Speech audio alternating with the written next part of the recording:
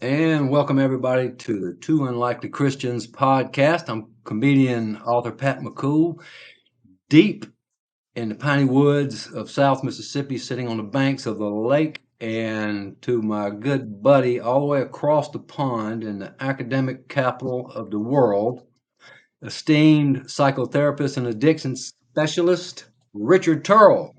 What's up, Rich? Hello, Pat. Not too much, man. End of a long week. I'm actually in London today, so less the academic kind of hub, more the economic. But yeah, no, I'm in the big city today. But all is well, mate. All is well? All's well in the fiefdom? Exactly, man. Yeah, the feudal systems are still alive and kicking. I've got some. There's a queue of peasants down the road actually bringing me their offerings. Well, you said you had the servants last time, bringing things up to the Yeah, castle. I yeah. just wanted to make sure there wasn't any revolt going on there. 'Cause- Nah, man. They're all under manners, as yeah, we yeah, say over here. They're all under that's good. manners. That's good because you know I love you Brits, but you guys had some if they ever turned on you, you have some nasty ways of disposing people. Like Absolutely, man.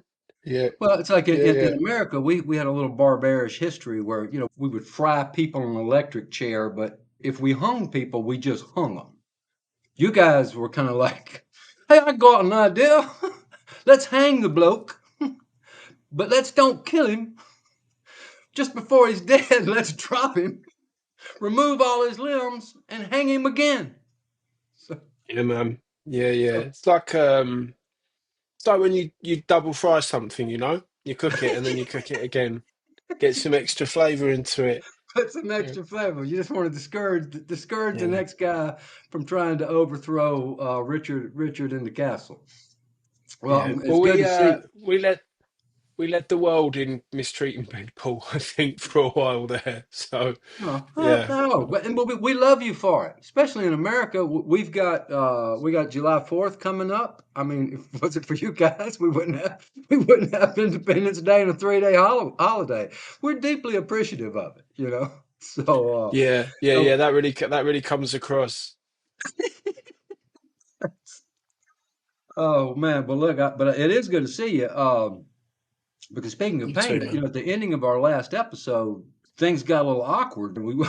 I just want to share with the people that at the beginning of our episodes, I mentioned where I'm from and that I'm sitting down in Mississippi and that you're over in England. And we do that to let people know that to illustrate the differences that kind of make us the two unlikely Christians. But with that said, that means we can't just pick the phone up and call each other and have a conversation. Well, we could, but we don't. I don't want to spend $30 for a 10-minute conversation, and Richard doesn't want to spend 20 pounds talking to me for 10 minutes. But Richard brought me into the 21st century by introducing me to WhatsApp. So now at 2 o'clock in the morning, I can just send a text to Rich, or actually he sends it to me because he's 6 hours ahead. So the way we do this is I will send a WhatsApp message to Rich saying I've sent a link. Join the conversation at your leisure, and he'll jump on, and then we'll start the conversation. Or actually, he will send me a message back saying I'm coming, and 15 minutes later he'll show back up because he wants me to feel like I'm talking to my wife. so, so we actually Richard's a very busy man. So the last time we did that, I sent Richard the message, sent the link. He said, "Yeah, I'm coming." We start the episode, and I set the phone down. During the episode, I see a message flash across the top from my wife, and the message says, "I'm in Polkville."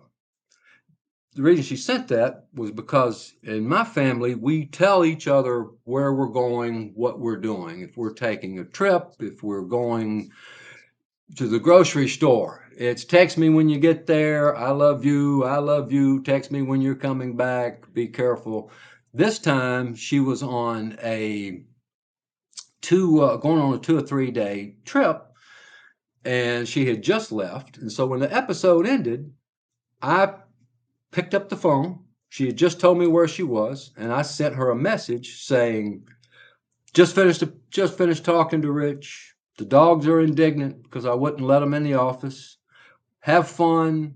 Be careful. I love you dearly. And threw in about 5 exclamation points. And I even think I threw a heart emoji or two in there because I'm a very sensitive guy. Rich doesn't, I'm still, a little bit of a Renaissance man. And went on with my life and was happy with myself. A few minutes later, I walk by the counter and I pick up the phone and the WhatsApp app is open. And I realized I had just sent that message to Richard. So I had just Well, told Richard. the thing was, Pat, you didn't say you'd just finished talking to me because that would have given it away that you were talking to someone else. So actually, what it came across was that you told that it was an update on how the dogs were, and then have fun and be careful. I love you immensely, which was, it was different. I know you Americans are, you're very expressive. You don't have the stiff upper lip like we have, but yeah, I mean, I had to take a beat and really think about, where our relationship was at. I generally like to be bought dinner before we start to get into that kind of thing. So yeah, it was a moment, Pat. It was a moment. When I saw it, I popped into a sweat. I was thinking, oh no. Oh no, Richard thinks I'm trying to take the relationship to another level. I mean, I love you, man, but I love you in a I love you, man kind of way. Not I love you. Text me when you land in Amsterdam, so I know my boo boo made it safely. So, Yeah. I love you, man. I'm comfortable there, Pat. That's more we're that's good. enough. That's more Yeah. that you know what that's more than enough. I did get your response. I realized before I was hammering Yeah. away oh my gosh, this is to my wife, but I did notice your reply was, I know you guys are a little more demonstrative with your emotions, but you haven't even bought me dinner yet. Yeah. So I dried the And then sweat that off. that is probably a good point to draw your attention to this bit of functionality where it says block Pat McCall and then report Pat McCall. So it's always good to know that that's there, Pat. Yeah. Okay, well, all right. So now that we got all that settled. All right, let's get back to our favorite topic, and that is Jesus. At the end of our last episode, for those of you that are just joining us who have listened, uh, our podcast is really a continuation of a conversation that started about a year and a half to 2 years ago. We met and realized we had a deep passion for helping other people, and the best way to help people is share the gospel of Jesus. And then we just started having a conversation, and we thought in our first episode that we would just cover our story so everyone would know our background. And here we are in the fourth episode, and we haven't quite gotten it all out yet. So to go back to the end of our last episode, I had just finished telling you about stepping out of this person's office after I'd stepped out of this courtroom, found out I'd gotten probation at 18 years old, that I wasn't going to prison that I thought I was going to. I went to visit the person that I had shot at me, and I thought he was shooting to scare me, but he told me that he was actually pumping bullets from a 38 caliber weapon right at my back, and they were almost like they were going right through me. I left this gentleman's office and went sat in my car, which brought back all the memories of all the times that God had been with me in my life. And that's when I really started realizing that God had been with me all along. And all of the dots that connect in our lives that everybody has. So from that point forward, after I left that parking lot that day, I went and got my act together. I went and took what we call an ACT in America, which to get into college. I did enroll at the University of Southern Mississippi and started getting my act together. I still had a long journey with Jesus, but to illustrate how all of these dots get connected, the following summer I answered an ad for a uh, job that paid a good bit of money for my age and back at that time, and I told myself if that was if it's anything but insurance, I'm going to take this job because I know that I could do well at sales. And I went to the job and interview, and it was insurance. So of course I took the job, and turned out I was really good at it. But after a few years, I quickly became a top salesman with this company.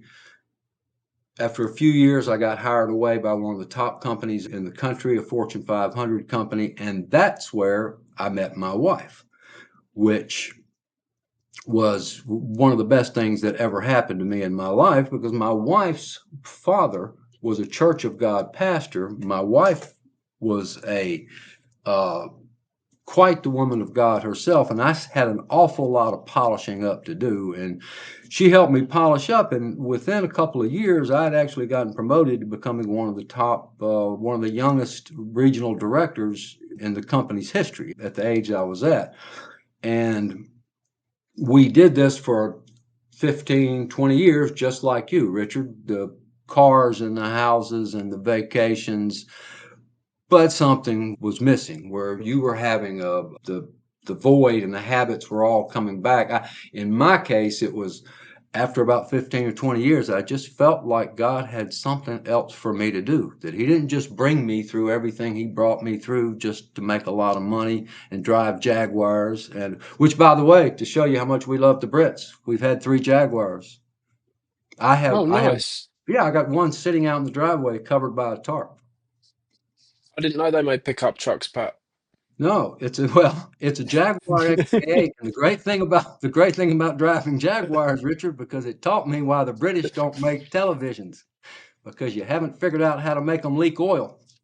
Because because because that thing's engine blew up at 137,000 miles. But maybe I should have changed the oil a little bit more on it. But the point was, we had a lot of success, but I did have a kind of a void in life, and that's when I took one day I came home and told my wife that I had quit the insurance business, and I thought she was going to gather up the jewelry and call her parents and get a good attorney, and she just looked at me and said, I knew you were going to. I think God has something else for you to do. And I went and did a spot at a big club in Birmingham, Alabama. And when the show was over with, the audience erupted. The owner of the club called me in and said I could do this if I really wanted to. And next thing you know, I'm performing around the country and performing in the Hollywood Improv with guys like Jerry Seinfeld, and traded the Ritz Carlton in for pilot truck stops, and I was off and running. But that's what led me to eventually moving to New York City and getting to the point where I wrote my book. You had mentioned my book earlier.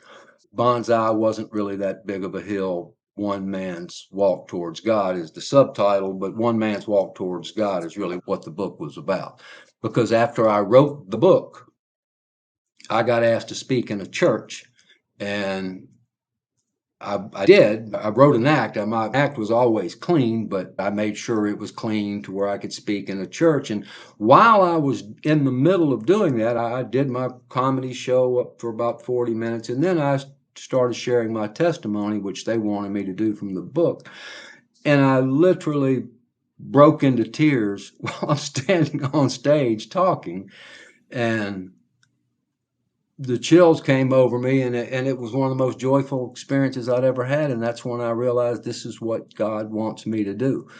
And again, I had this moment where God had been in my life every step of the way, knowing I was going to get to this moment in time that took decades and decades and decades.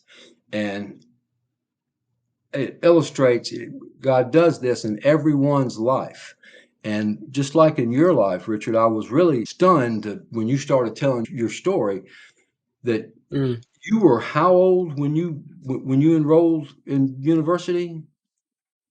Oh, 34, 34 years old. 34. So Yeah. you were still struggling quite a bit all through your 20s. Oh yeah, big time. Yeah. So I walked through the doors of a 12-step meeting when I was 29. I was 32 when I eventually cleaned up.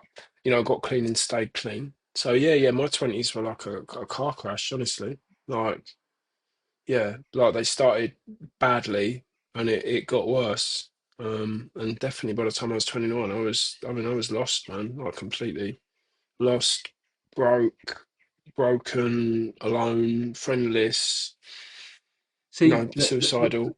the point I'm trying to illustrate to anyone that's listening, what happened, my turn started at 18 to 19 years old. That's when I ended up at you. I either had to clean myself up or I'm going to prison. I started that. You didn't start to at 29 years old is when you started getting your act together. And so there are Yeah. people out there with the family members, children, people that they think that God has, it's too late for them. This person would have done this at this age. The fact that you started at 29 years old is a pretty fascinating story.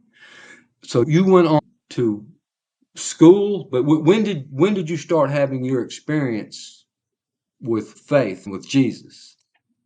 Oh, much later, like I'd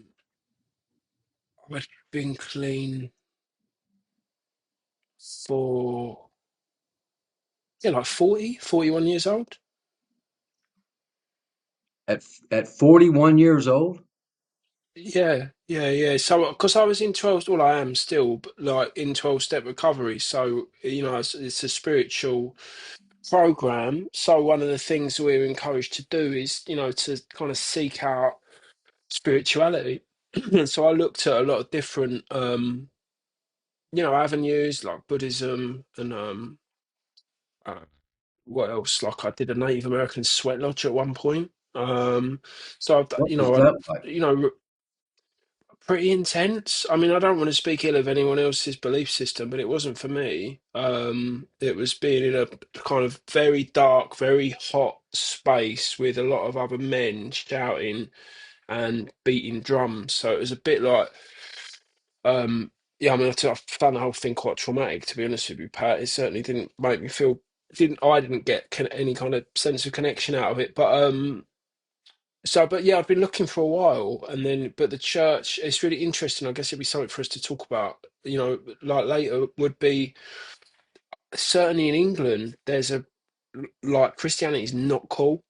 It's like, it's really seen as like, oh, it's, people, oh, right, you're one of them, are you? Like sort of churchgoers and, seen as kind of, yeah, just oddballs, really. So I kind of always had this resistance to the idea of Jesus. I believed in God, didn't believe in Jesus, found the whole thing kind of cringy and awkward, and I still found it cringy and awkward when I went.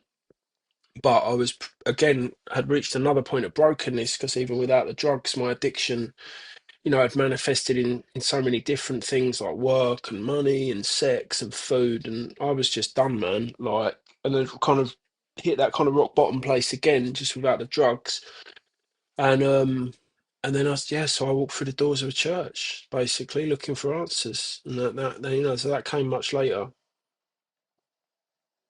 That's fascinating. But that's point was you didn't reach that point of peace until you walked through the doors of that church and started a relationship. Yeah,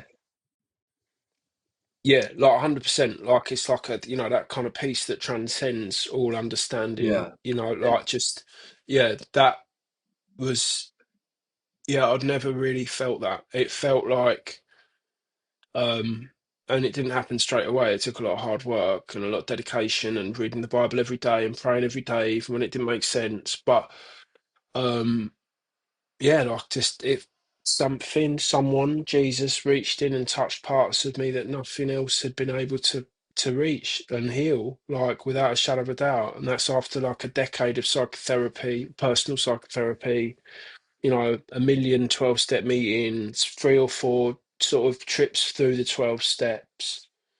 Yeah.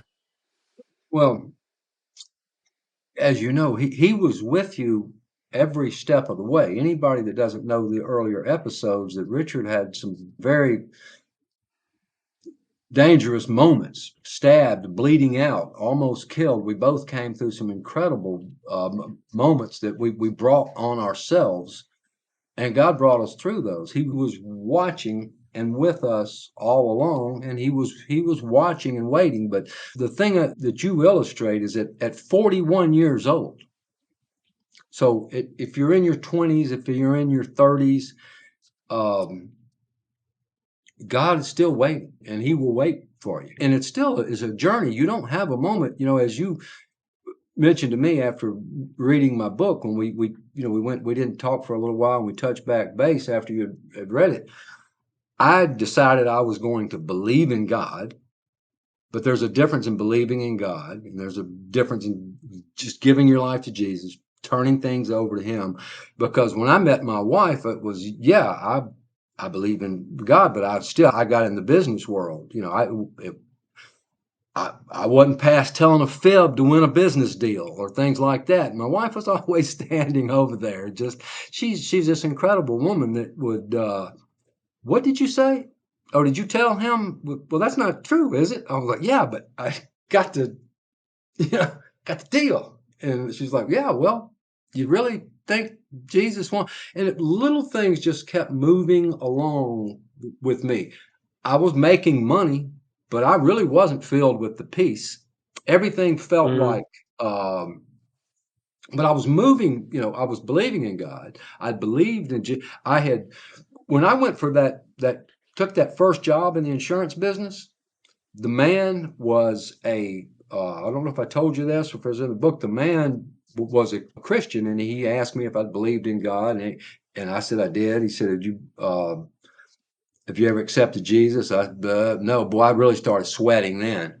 And he said, you want to? And I was just, I mean, what was I going to do? We prayed the Lord's, and I officially got saved or gave my life to Christ then, but I really didn't give anything up at that point in time. I prayed that prayer, considered myself saved. I'm a Christian, went on about my business, and I was still considering myself, but there were still things I still kind of had, that peace was not there.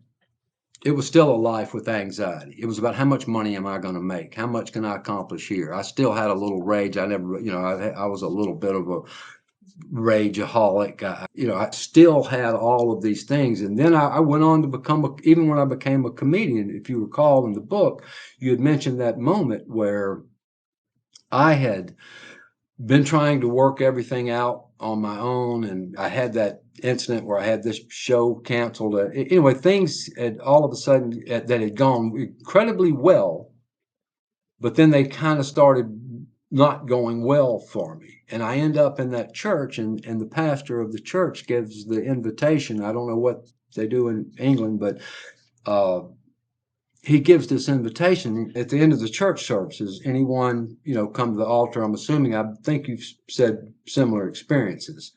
Yeah, And yeah, 100%. as a matter of fact, the video you sent me of your last church service, um, very similar to the church service here, because I was wondering, what's it like in England? What do you do? I mean, I know I don't. I know we joke about it, but I'm like, is everybody wearing robes? Is the is the Well, we pastor? we got some of that, but I go to, for me, it's about kind of modern church, modern worship music, and Yeah, so like that's where I find that's my home, But yeah, we have the altar call, we have the altar call, and I definitely get that kind of experience. I came in, I believed quite quickly, and I got baptized on that basis. That I believed that Jesus was the Son of God, that He died on the cross 3 days later, and then He rose up to heaven to sit at the right hand of the Father. And I knew that was true all of a sudden, but I didn't. My life was still. I was still very lost. Is the truth. I was still very lost. And then a bit like you, like the shows got cancelled and things started going wrong, and for me, my life blew up. Like my addictions, my non-drug related addictions, all it all blew up. It all came out, and it was an extremely difficult time. But I got a pastor friend in New York called Roman Ramos, and he talks about sooner or later you know, like Jesus keeps knocking. You know, in the end, it's like, are you listening yet?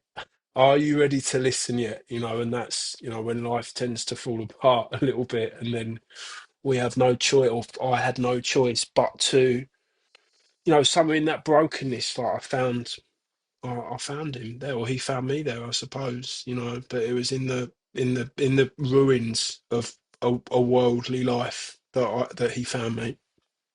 Well, that's the similar situation I had. I was still trying to do things my way. I hadn't really completely turned it over. And that day he gave that invitation, and I don't, you read it in the book because mentioned, you mentioned it to me where the pastor was fantastic. He's my pastor now. And he said, he gave the invitation and nobody moved. And I didn't. I was kind of I was like, okay, everybody here has got something to get off their chest's already done it. Let's move along. The football game starting. I'm ready to go home. And he said, well, he said, keep singing to the choir. And he said, I just feel like there's somebody in here that I'm speaking to. And I'm thinking, I wish that person, would get on with it, and so we could get on out of here. And it turned out it was me. And the moment that I threw my hands up, and the moment that I did that, that's where everything really officially changed with me. I had this feeling come over me like there was no drug, and that's where I think at that moment, that's where the Holy Spirit finally, I had made room for him. And I think that's what happened with you. You had made room. You can believe in God. And I'm saying this for people that are out there that believe in God, just like you. When I left that man's office, uh, when I first got in the insurance business, I, at that point in my mind, believed what you just said. Jesus was the Son of God, and he gave his life for us. But I hadn't fully accepted that in my heart to go get the peace and the joy and the path that he has for me. And that's why that's an amazing story that you had at 41 years old, that finally happens for you.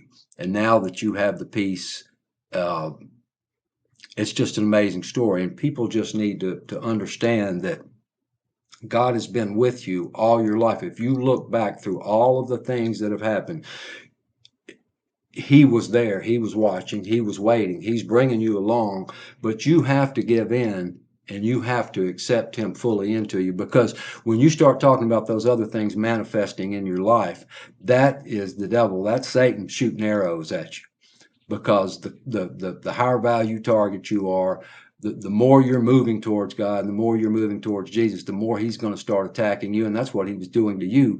But the beneficial thing is, if you are on that path, God's waiting for you, and it pushed you into that moment where you gave it all up. And it's just like you said, the moment you had in South Africa where you started reading, you literally picked up the Bible and started reading a Bible verse. And that's what made all and that at that point gave you the peace, and it gave you the healing that you needed to move Yeah, along. that was a big shit. You know, there were three really big, like, felt things that happened, and one was, and there were, you know, lots of things that happened in my path. People were put in my path. You know, a wonderful chaplain when I was in a treatment center in Arizona. You know, a pastor that was a great friend of mine there, and I I just all of a sudden I just had this really deep sense that, like, that I was forgiven.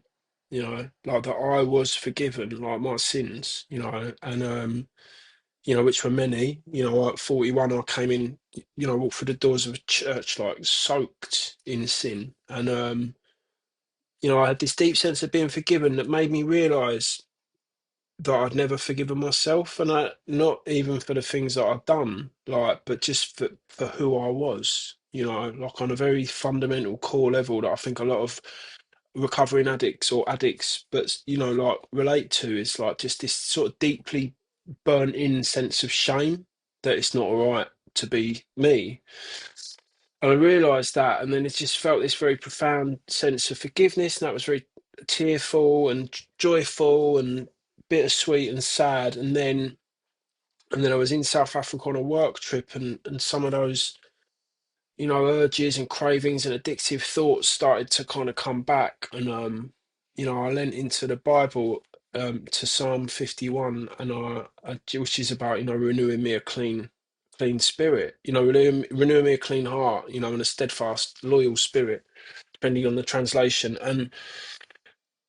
And I just prayed this desperate prayer of submission, really, like James 4:7, like, submit yourself to God, resist the devil, and he will flee from you. And what I realized in doing that prayer was that, like, I'd spent a long time resisting the devil.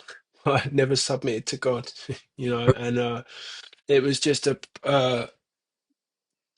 desperate prayer, like, it was like a first step moment, from the kind of AA steps, the admission of powerlessness. It was like, yeah, I can't do this, like, on my own, like, I'm done, like, I need you, like, I need him. It was this really desperate prayer, and something shifted then, and those thoughts have never really come back, although they've tickled around the edges, but they've never really come back. And then the final thing, which was just so indisputable, was being in church, and just getting hit with this sense of love, like this deep love that just washed over me. And I know we spoke about this separately, Pat, but, like, it was this it was completely bittersweet, because in realizing how loved I was by him, and how completely and unconditionally loved by him I was, I realized that I'd never really felt that, and I never knew how to feel that.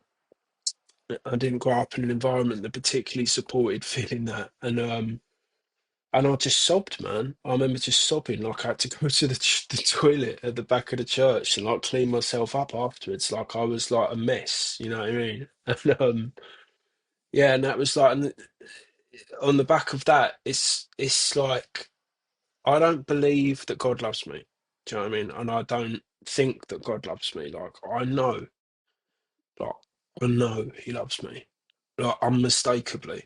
Like, there's no doubt in my mind. And even though, like, my trust in God and Jesus can waver sometimes, when things aren't going quite my way, and there's a growing edge there for me in my faith journey. But, like, my faith, no, has never, it doesn't shift. Like, I know that Jesus was the Son of God. I know that God created the earth. I know, like, I know that He walked the earth, and I know that He died on the cross for our sins, and I know that He rose again 3 days later. Like, it's just like, I know that that's the case. Like, I know He's, the King. Like, it's as simple as that. Like, there's no doubt. There's no doubt. That's it. And when people realize that, then that's where the peace, that's where the healing, and that's what happened with me.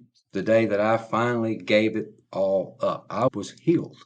It was just I was healed of those things from the past. And one misconception, people think you give your life to Jesus, you become a Christian, that you're walking around with no regret. No, Jesus paid the price. But both of us, and I encourage you, Richard had mentioned, the struggles for his early childhood. We don't have time to get into it, but if you go back to the earlier episodes, um, you will see that Richard had a very tough childhood and had every reason in the world to not feel loved. And I come in contact with so many people, Richard, that I can just tell. I can just look in their eyes and I start to hear their stories, because I'm genuinely interested in everybody's story, because everybody has a fascinating story. They don't have to go through or do the things that we did and that I did, but they all have a fascinating story. But people struggle because of lack of love. We all want love, and you had a reason to not believe it. I had some reason, some not, some I brought on my own. But that's where it all comes from. And the whole point of giving your life to Jesus is feeling that love and knowing that you're loved. Does not mean that Satan's not going to shoot his arrows at you. He is. I use a phrase I call Monday morning atheist. My wife doesn't like it, but it's Friday, hallelujah, Sunday, great, sermons. You wake up on Monday and the devil's like, he just starts in on you. But when you're able to draw on the peace and the joy and the strength that Jesus gives you, And when you know, it's like you said, I know. People ask me, I've talked to somebody who's an agnostic or an atheist, and they start, I said, I can't, I'll explain things about, the Bible's, you can't explain the Bible. You can't explain all of these things. But I said, but the proof is, this is who I was, and this is who I am now. And I know it. I'm Mm. not interested in winning any debates. I just know who I am. And the only difference in my life is my faith in Jesus. And it's available for anybody. And he will wait as long as it takes for you to come. And there are people out there that don't know Jesus. There are people that do, that are just like you and I were, that are right now listening to this, that are struggling day to day. It might not just be with temptations, but just life in general is getting up, and they just don't know the access that they have, that the peace and joy, and that the creator of the universe has been watching them from day one. Has been watching every step of them, and he's watching them right now. And you can get your strength and your peace from them. Um, Before we go, you sent me, which was quite amazing. You're quite the brilliant guy there, Richard, because I was thinking about this the other day, and I was thinking about we're going to do our next episode, and I was looking at it. It was just, and you out of the blue, you sent me a WhatsApp message, and it was at a time that I never get a WhatsApp message from you. I get it. Richard sent this at 1 o'clock at night, and I've got it. And you sent these two poems, which were just brilliant. And if I got chills each time I read the first one. I haven't really delved into the second one because I keep reading the first one again. And I don't want to put you on the spot, but could you just, as we close out, just read that poem that you wrote? Yeah, of course, Pat. Thank you. So this is a poem I wrote called "He Loves You Anyway," and it goes like this. So I came to the altar, soaked in sin, drenched in shame, and mired in the world, shackled by lies. And he said, "Come as you are, and I'll wash you clean, because I love you anyway, more than you could ever know. I always have, I always do, and I always will." That's fantastic, Richard, because if anyone that can get that in their heart and in their mind can change their lives, and nothing more important than those last 5 lines. Those last 5 lines, which is something I try to tell people all the time, because I love you anyway, more than you could ever know, and I always have, I always do, and I always will. All the things we were going through in our lives, all the things that people that are listening to this have gone through, if they just could get into their minds and into their hearts that Jesus has always loved them, always does, always will, that is life changing. And that is where you can find the strength to living a life of peace and joy and happiness and purpose, which you and I have found. And we'll continue to try to share in our next episode. Rich, till next time, I love you, man. Don't text me when you get to Amsterdam. And I'm not going to Amsterdam, Pat. you're not? No, I'm going to New York. Oh, well, maybe text me when you get to New York. Yeah. Well, yeah, you'll have to. Okay, Yeah. bud. All right. Till next time. All right. Take care. Take care, Pat. Bye, mate.